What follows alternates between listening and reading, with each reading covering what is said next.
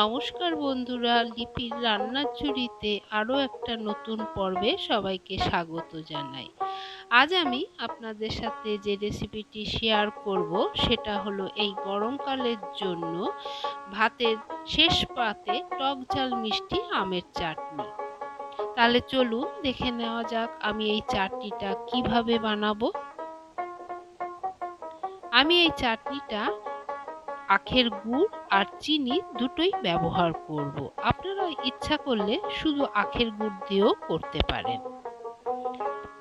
আমি এই চাটনিতে আমসত্ত্ব দেব আর দেব খেজুর। আমি এ দুটোকেই টুকরো টুকরো করে কেটে নিয়েছি আর নিয়েছি আখের গুড়।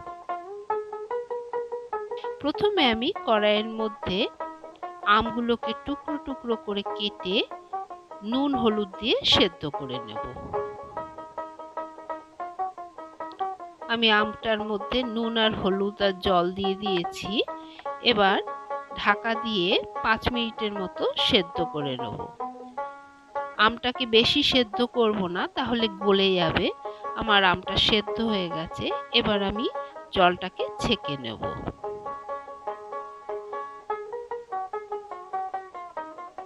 আমি জলটা ছেঁকে আমি একপাশে ওটাকে রেখে দিয়ে এবার আমি কড়াইয়ের মধ্যে যে চাটনির মধ্যে মশলাটা ব্যবহার করব সেটা নিয়ে নিলাম।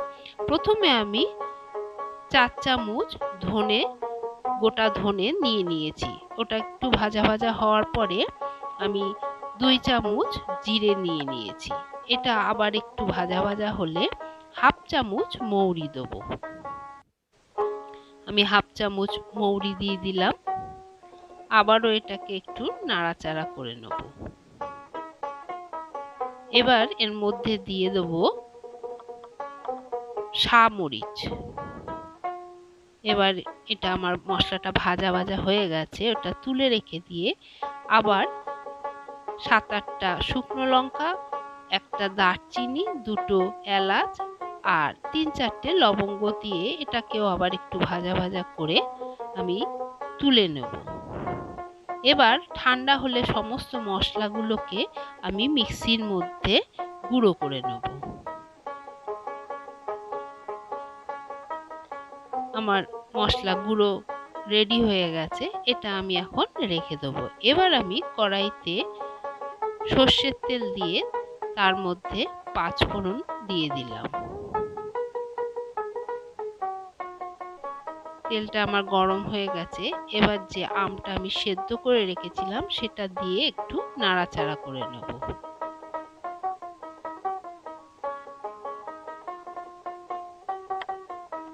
একটু নাড়াচাড়া করে নিয়ে এবার এর মধ্যে আমি আখের গুড়টা দিয়ে দেব।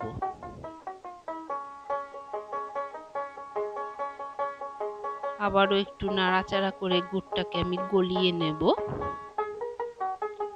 এবার এর মধ্যে আমি দিয়ে দেব একটু চিনি। আখের গুড়ের পরিমাণটা একটু বেশি থাকবে আর চিনিটা অল্প পরিমাণ থাকবে।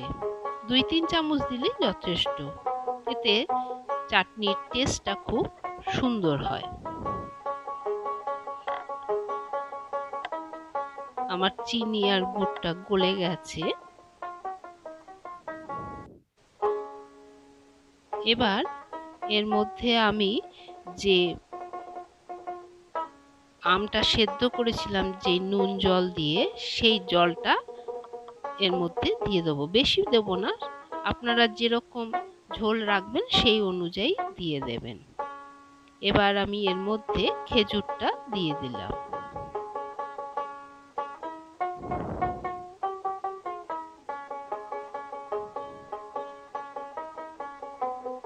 এবার এর মধ্যে সামান্য পরিমাণে হলুদ দিয়ে আর সামান্য একটু নুন দিয়ে দিলাম। এটাকে আমি আবারও নাড়াচাড়া করে ফুটবার জন্য দিয়ে দিলাম। ফুটে গেলে এবার আমি আমসত্ত্বটা দিয়ে দেব। আমসত্ত্বটা আগে দেবেন না, তাহলে আমসত্ত্বটা গলে যাবে। নাবানোর কিছুক্ষণ আগে আমসত্ত্বটা দেবেন, তাহলে আমসত্ত্বটা গোটা গোটাই থাকবে, গলে যাবে না। আমার চাটনি হয়ে এসেছে।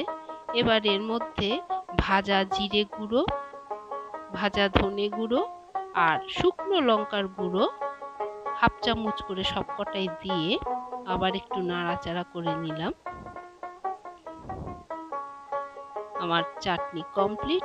এবার আমি এর মধ্যে যে মশলাটা আমি চাটনির জন্য তৈরি করে রেখেছিলাম সেই মশলাটা এর মধ্যে দিয়ে দেবো।